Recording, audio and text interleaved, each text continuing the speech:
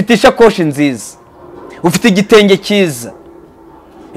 Iyo urebye ishakoshi yawe ugendanamo igitenge, ugendanamo udufondote, ugendanamo utuntu twose, ariko nta Bibiliya irimo.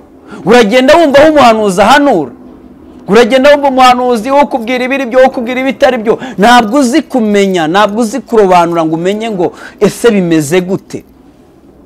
Biragusaba ko ushaka ijambo. Bibiliya ya kera iriho akantu keza kabanza ku rupapuro rubanza, handitse ngo abantu b'iki gihe bakeneye ijambo ry'Imana. Dukeneye ijambo ry'Imana kuruta uko twirukanka dushaka ubuhanuzi. Ubuhanuzi butavangiye buri mu ijambo ry'Imana, kandi n'ubu buhanuzi ndabwemera. Ubuhanuzi buhanuwe n'umunwa, ariko Imana ikoresha abakozi b'Imana. Ariko biravuga ngo mugenzuze ubwo buhanuzi, mubugenzuze ijambo ry'Imana.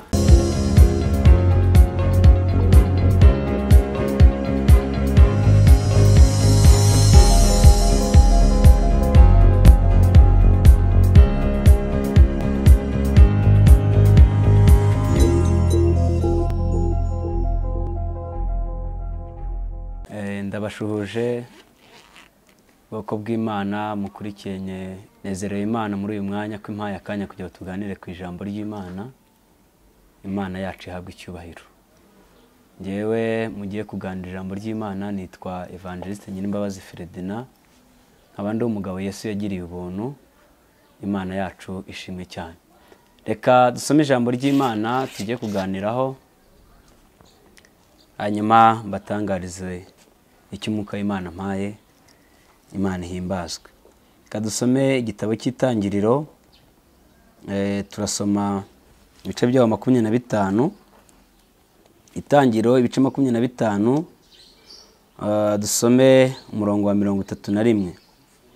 Hari ijambo rivuze ngo Yakobo aramusubiza ati, keretse twagura ubutware bwawe uyu munsi.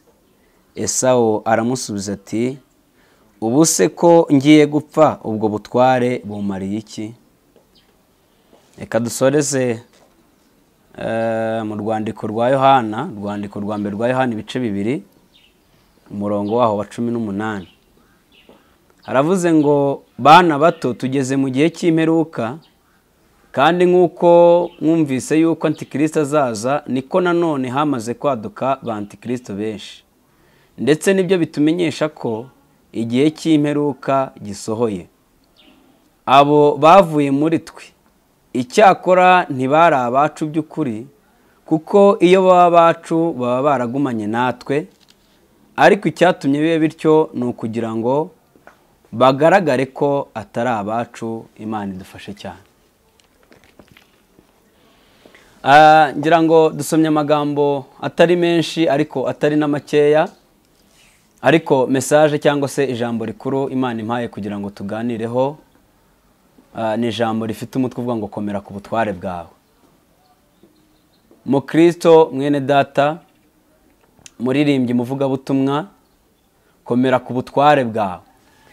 Kandi nawe utari ubisobanukiwe, wowe utarakira umwami Yesu, wowe utarakizwa, ndagira ngo nkumenyeshe ko hari ubutware Imana yakuremanye ukaba utabuzi, ariko nshaka kubugusobanura muri kano kanya kugira ngo ubutware bwawe bukomereho.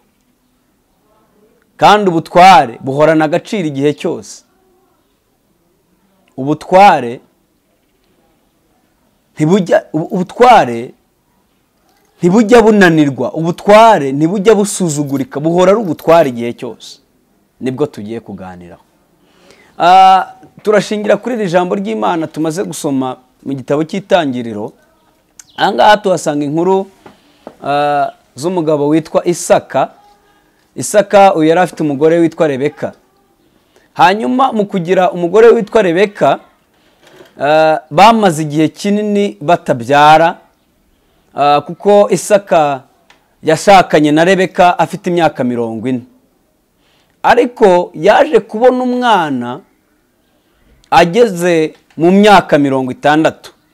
Urumva ko yari amaze imyaka 20 ategereje umwana. Kugira ngo abone uwo mwana ntabwo byapfuye kwizana. Bibiliya ivuga iki? Bibiliya ivuga ko uyu Isaka yabonye ibintu bikomeye, yabonye ko ibintu bidasanzwe, yarabanje ategereza nk'abandi bagabo bose bubatse ingo, arategereza aricecekera, ategereza umwana, agira ngo nawe azabyara nk'uko abandi bose babyara. Ndagira ngo mbabwire yuko amahirwe abantu bafite yose ntabwo angana, kandi Imana ifite ukuntu yagennye ibintu. Hari uburyo umuntu abasha kubona ikintu kuko yagisengeye. Hari n'abantu Imana iha ubutunzi cyangwa se iha ibisubizo batabanje no gusenga. Uyu rero yamaze igihe ategereje, ariko ageze aho abona ko ibintu bidasanzwe. Afata icyemezo arasenga ngo yingingira umugore we Rebeka. Akimara kumwingingira, Imana ishimwe, Imana ngo yumva kwinginga kwa Isaka. Imana imaze kumva kwinginga kwe, urumva umugore we nta nubwo yari arimo asenga, nta nubwo yari arimo yinginga, ariko umugabo we yagize ishyaka aramusengera ngo amusengere. Imana yumva kwinginga kwe, uwo mwanya umugore we Rebeka ahita asama inda. Ngo asama inda, Rebeka urumva yari amaze igihe asa nkaho rwose nawe atazi bizamubaho, ategereje icyo Imana izakora. Ariko ngo igihe kimwe aza gutungurwa no kumva hari ibintu biri gukirana mu nda. Bibiliya ivuga ko yumvise amahanga akirana mu nda, yumva ibintu birakirana. Noneho uyu Rebeka nubwo mbere atari yabisengeye, ariko ajya gusenga kuko hari ibintu yumvise bimubayeho. Ngo ajye gusenga kuko yumvise hari ibintu bimubayeho. Ageze imbere y'Imana, Imana iramwumva, imuha ibisobanuro by'ibyo bintu cyangwa se y'ayo mahanga ari gukirana mu nda ye. Imana iramubwira ati rero ibyo bintu wumvise bikirana mu nda ni amahanga abiri ari mu nda yawe, kandi amahanga abiri ari mu nda yawe bisobanura abana b'impanga utwite. Rebeka biramutungura cyane, aranezerwa, ashimira Imana, yitera hejuru, aravuga ngo Imana ishimwe ko yumvise kwinginga kwanjye, Imana ishimwe ko nategereje nihanganye ikaba intabaye, ikaba impaye abana mu nda. Hanyuma kubera ko yabonaga rero abo bana badasanzwe, agira ibanga uyu mubyeyi, nawe arongera ajya gusenga. Aravuga se aba bana umpaye ibyabo bimeze gute? Ahishurirwa ibanga umugabo we atarazi.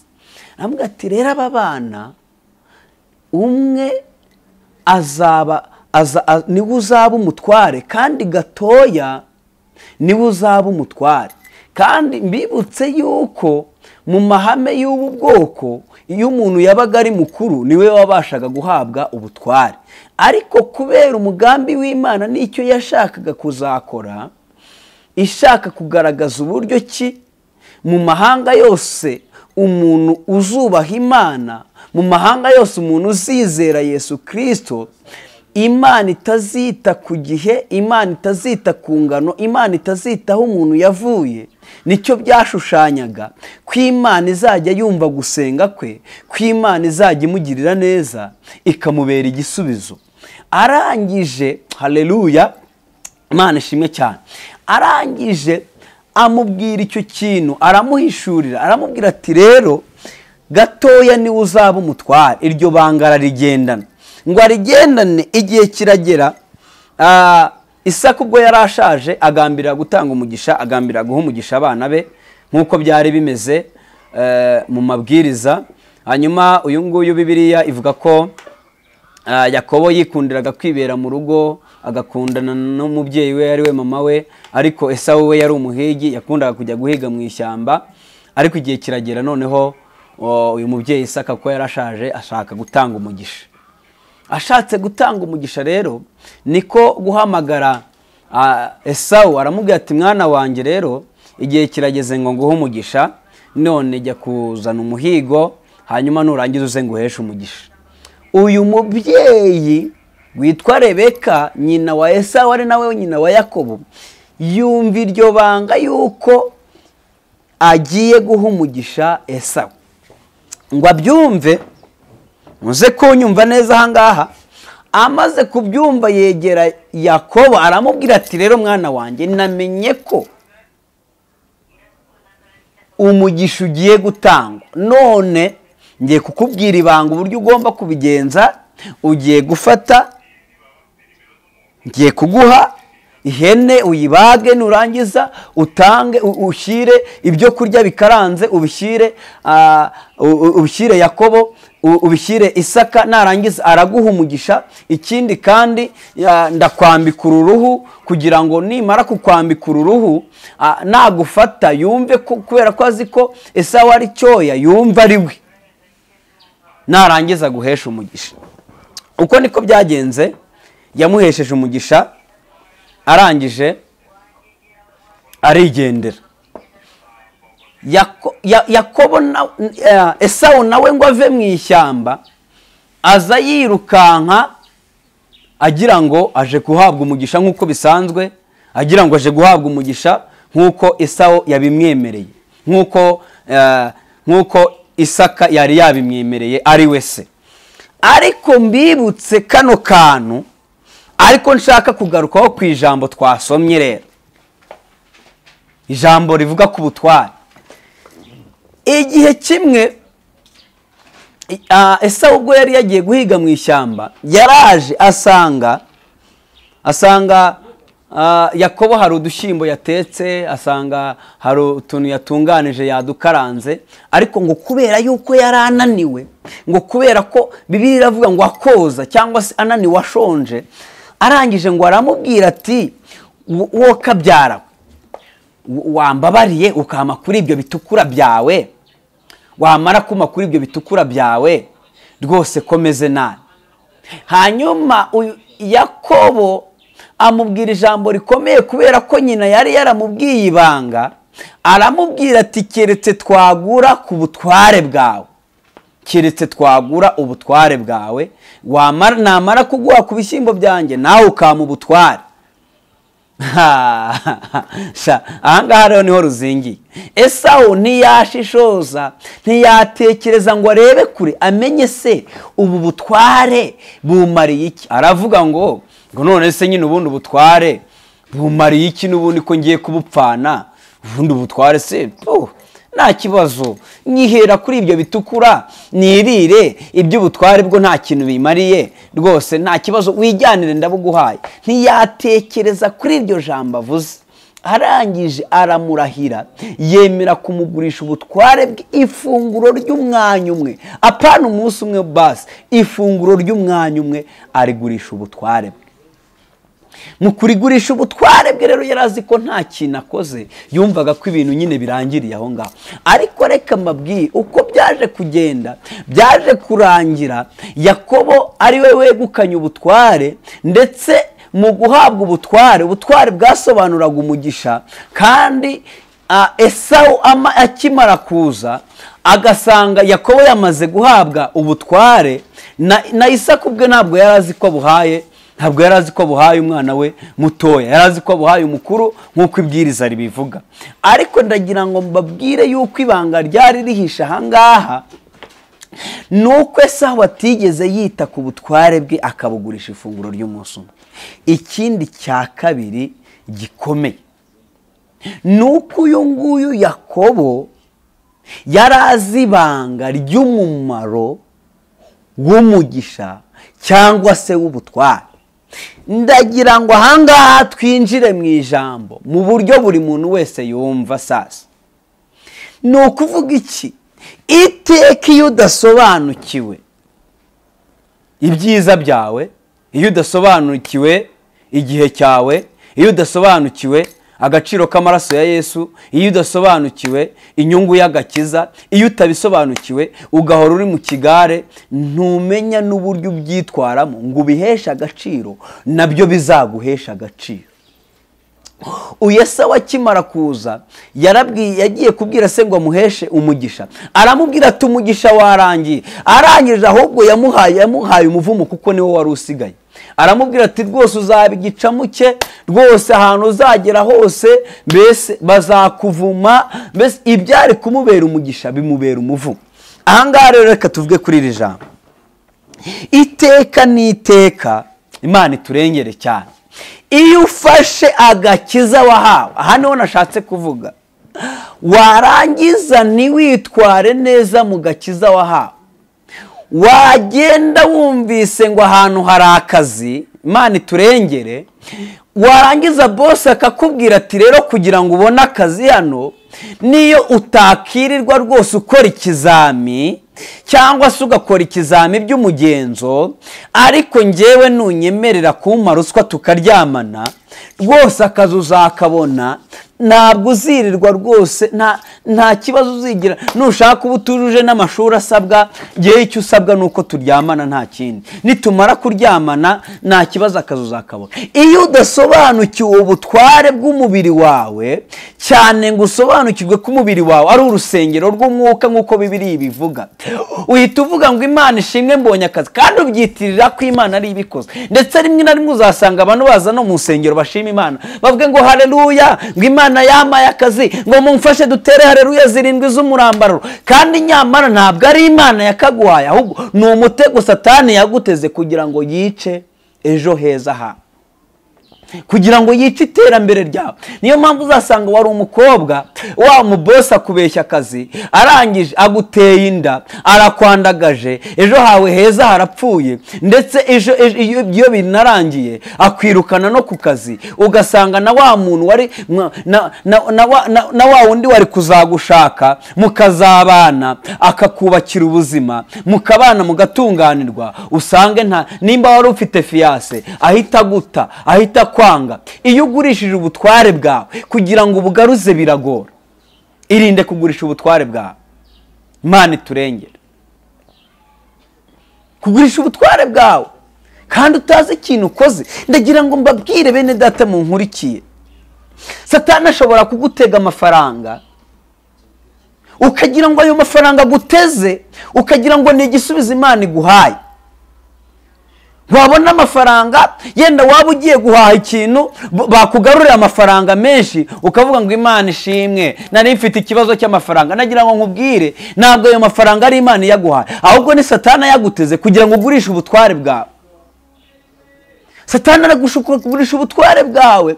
Ariko ndagira ngo nkubwire, nimba wari umukozi w'Imana ugafatirwa mu cyuho, ugafatwa ko wibye, ugafatwa ko nimba umuntu yashyize amafaranga ahangaha, wakinjira akakwizera, wakinjira aho ngaho muri salo yenda yarambitse ku meza, agasanga urayatwaye, akagutera icyizere, ubugurishije ubutware bwawe, ubutukisha izina ry'Imana.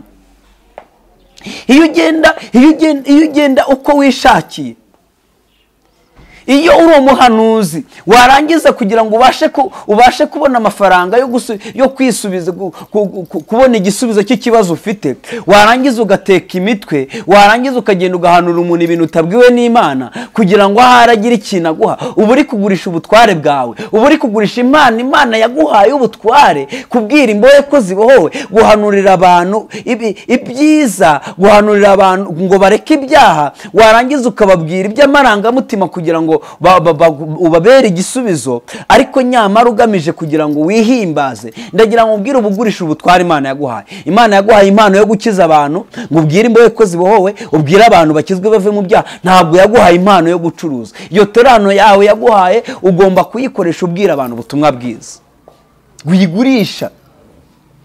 Ahangaha rero twasomye n'ijambo ry'Imana ryatubwiye ngo bana bato, tugeze mu gihe cy'imperuka, tugeze mu bihe bikomeye bya Antikristo, bya bindi byahanuwe kuva kera, bya bindi Pawulo yavuze. Ariko ndagira ngo mbabwire aka kantu, Bibiliya yavuze ngo uyu Antikristo, abantu bavuga, abantu batekereza, ntabwo ari nonaha yatangiye gukora, ahubwo abantu ntibabizi, baracyategereje ngo Antikristo w'igitangaza uzaza. Ahubwo reka mbabwire igihe gitegerejwe bene data, ni igihe cyo kuba Antikristo azakora noneho ku mugaragaro. Hari igihe kizagera kure ku mugaragaro, kubera ko yatangiye akora mu buryo bw'amayoberane. Bibiliya yavuze ngo na n'ubu ngubu ba Antikristo uretse n'umwe, ahubwo bariho benshi. Uzi yuko iyo ugurishije ubutware bwawe, wari umuvugabutumwa, ugatangira kubireka, ugatangira kujya ujya hari ugasinda, ugatangira kujya usambana, uzi ko nawe wabaye antikristo. Antikristo bisobanuye iki? Ni umuntu urwanya, ni umuntu urwanya antikristo cyangwa umuvuga uko atari. Ba antikristo baradutse benshi muri iki gihugu bene data, mube maso, baradutse. Ni umuntu ucurika ubutumwa bwiza. Niyo mpamvu ngiye nkunda gukangurira abantu, aho kugira ngo dutinde cyane kumva abantu nabo tubumve n'ibyo, ariko dusesengure, dutinde gusoma ijambo ry'Imana. Ariko nta mugayo, erega bazagucurika bakujyana aho bashaka, bakujyane hirya no hino, bagucurikange bituma ugurisha ubutware bwawe. None se ufite ishakoshi nziza, ufite igitenge cyiza, iyo urebye ishakoshi yawe ugendanamo igitenge, ugendanamo udufondote, ugendanamo utuntu twose, ariko nta Bibiliya irimo. Uragenda wumva aho umuhanuzi ahanura, uragenda wumva umuhanuzi wo kubwira ibiri byo, wo kubwira ibitari byo. Ntabwo uzi kumenya, ntabwo uzi kurobanura ngo umenye ngo ese bimeze gute. Biragusaba ko ushaka ijambo. Bibiliya ya kera iriho akantu keza kabanza ku rupapuro rubanza, handitse ngo abantu b'iki gihe bakeneye ijambo ry'Imana. Dukeneye ijambo ry'Imana kuruta uko twirukanka dushaka ubuhanuzi. Ubuhanuzi butavangiye buri mu ijambo ry'Imana, kandi n'ubu buhanuzi ndabwemera. Ubuhanuzi buhanuwe n'umunwa, ariko Imana ikoresha abakozi b'Imana. Ariko biravuga ngo mugenzuze ubwo buhanuzi, mubugenzuze ijambo ry'Imana, murebe ko ubwo buhanuzi buhura n'ijambo ry'Imana. Nusanga budahura n'ijambo ry'Imana, abantu rero baribaza ngo se ngo twabwirwa n'iki ngo ubuhanuzi bw'ukuri, ngo twabwirwa n'iki ngo umwigisha nyakuri. Niwumva umuntu akubwira ubutumwa cyangwa ubuhanuzi buhabanye n'ijambo ry'Imana, buhabanye n'ibyanditswe, uwo muntu ntabwo yahamagawe n'Imana. Uwo muntu ni antikristo. Nabibisobanura ngo ni umuntu urwanya ubutumwa bwiza bwa Yesu, cyangwa ni umuntu urwanya Kristo uko ari. Kandi noneho Bibiliya yavuze ngo abo bantu bahoze muri twebwe. Ni ukuvuga ngo kugira ngo noneho arwanye Imana byemerwe neza, kugira ngo amurwanye neza sasa, nuko aba yarahoze nyine muri twebwe. Nimba umuntu yari umupasiteri akajya abwira abantu uti reka biriya bintu nasanze nta kamaro, biriya bintu nasanze ari amanyanga, niyo mpamvu usigaye ninywera inzoga, uwo nguwo abaye antikristo. Ubundi anti ni ijambo, n'ubundi uzarebe uzumve, hari akantu bavuga muri computer kitwa antivirus bashyiramo, agasisteme bashyiramo karwanya virusi. Bisobanuye anti ni ukuvuga ngo karahakana cyangwa se kararwanya virusi ishobora guhagurukira iyo mashini kugira ngo iyangize. Hanyuma rero antikristo nawe ni ukuvuga ngo ni agasisiteme karwanya Yesu, ariko noneho kakamurwanya kamwiyitirira. Kuko iyi antivirusi iri anti, ariko iri muri iri mu mashini. Noneho urwanya Yesu rero nawe amwiyitirira, biroroshye ko abantu bamukurikira bakagira ngo arababwira ibintu by'ukuri. Ariko nyamara nubwo babwira ko ari ibintu by'ukuri ababwira, ntabwo ari byo. Ahubwo ijambo ry'Imana ni ryo jambo rizima ritavangiye, ririmo ubuhanuzi butavangiye. Ni igitangaza. Reka mbabwire, uzasanga none se impamvu bahoze muri twebwe. None se reba, Bibiliya kuva na kera igaragaza uburyo ki icyaha cy'ubutinganyi ari ikintu Imana yanga urunuka, ndetse nicyo cyarimbuje Sodomu na Gomora. Ariko biratangaje ko ushobora kumva ngo iki gihugu runaka, ntacyo mvuzanga rwose, ngo iki gihugu runaka ngo abayobozi runaka, ngo kandi b'amadini bakemera ko ubutinganyi bukorwa, bakabwemerera, bakavuga ngo umuntu ngo abihisemo ngo ni uburenganzira bwe. Ese ubwo inzira uri kubayobora kutari kubwira abantu ukuri, ngo babwire ko ibyo bintu bitemewe n'Imana, ubabwire ngo ni ukaba ubabwira ngo ni uburenganzira, kandi nawe wiyitira izina rya Kristo, urumva utari antikristo? Nawe urumva utari antikristo? None se kuki udashyigikiye? Kubera icyo udashyigikiye ko ibyo bintu birwana? Kubera icyo utari kubyamagana ahubwo ukabyemerera? Mwirinde kandi mube maso. Antikristo yaradutse. Niyo mpamvu uzasanga abantu benshi bagurishije ubutware bwabo, baremera kumukurikira, baremera, ukasanga wari umuririmbyi warabiretse, waririmbiraga Imana warabiretse, warahanuraga warabiretse, wari umupasiteri ngo kubera ko insengero zafunzwe wenda ugasanga urusengero rwawe ntirwujuje ibyangombwa ugahita ujya hari ugatukije izina ry'Imana ukajya wicara ku muhanda ukirirwa unywa inzoga, wabaye antikristo. Ntabwo ndi kugutuka, niko ijambo ry'Imana ryabivuze. Ryavuze ngo antikristo baragwiriye babaye benshi kandi bari muri twebwe. Wongere urisome neza hano mu butumwa bwiza bwa Yohana ibice 2 mu rwandiko rwa Yohana. Wongere uhasome neza. Bahoze muri twebwe kugira ngo biborohere. Kandi Bibiliya ivuga ngo mu minsi ya nyuma ngo bazayobya n'intore z'Imana nimba bishoboka. Abo ngabo bahoze muri twebwe rero nibyo biborohera. Muntu nkurikiye nimba uri umuvuga butumwa tugana no ku musozo, nimba uri umuvuga butumwa ukaba wari umuhanuzi, ukaba wari umuririmbyi, ukaba wari umupasiteri, ukaba warabirekeshejwe n'ibihe, noneho ntunabireke gusa ngo witurize basi ugenda ubyangisha abantu iyo barebye ibintu ukora n'ibyo wakoraga bahita babona ko bya bintu koko nta mumaro.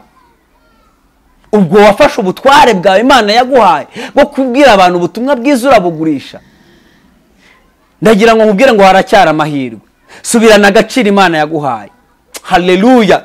Subirana agaciro Imana yaguhaye, subirana ubutware bwawe Imana yaguhaye. Haracyari amahirwe. Impanda ya nyuma ntabwo iravuga. Ufite amahirwe ko wava muri icyo kinciro cy'abantu bahakana Kristo, cy'abantu bamurwanya, cy'abantu bamuvuga uko atari, ukongera ukagaruka. Imana igutegeye amaboko, Imana yakugirira imbabazi. Imana ishimwe. Nawe ushobora kuba unkurikiye wahuye n'abantu basebye izina ry'Imana, wahuye n'abantu batukije izina ry'Imana, uravuga ngo narunaka ngo kubera yuko atabashije gukizwa ngo abigumemo nanjye si ngombwa kubijyamo. None wumvise ubu butumwa, ndagira ngo nkubwire ngo igihe kirasohoye, igihe kirageze. Iki ni igihe cya nyuma turimo. Ntabwo bikwiriye ko dukurikira umuntu, birakwiriye ko ahubwo twubaha Imana, tukayubaha, tukayikurikira, tukagumana ubutware bwacu Imana yaduhaye. Imana ishimwe cyane. Ndagira ngo nimba unkurikiye ngo usengere Imana. Watakaje ubutware bwawe, hari imirimo y'Imana wakoraga warayiretse, winjiriwe n'umwuka wa antikristo,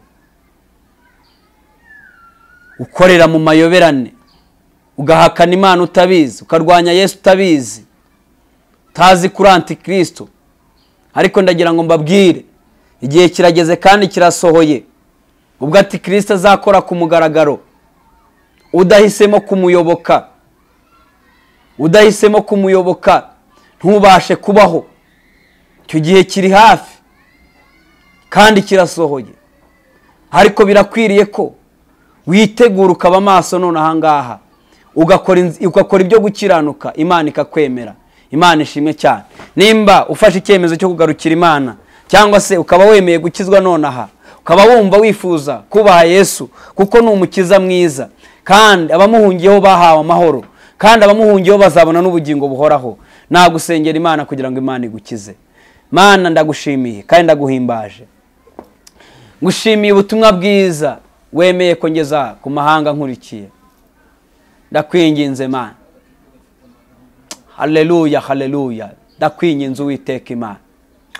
Fasha ubwoko bwawe bwumvise iri jambo.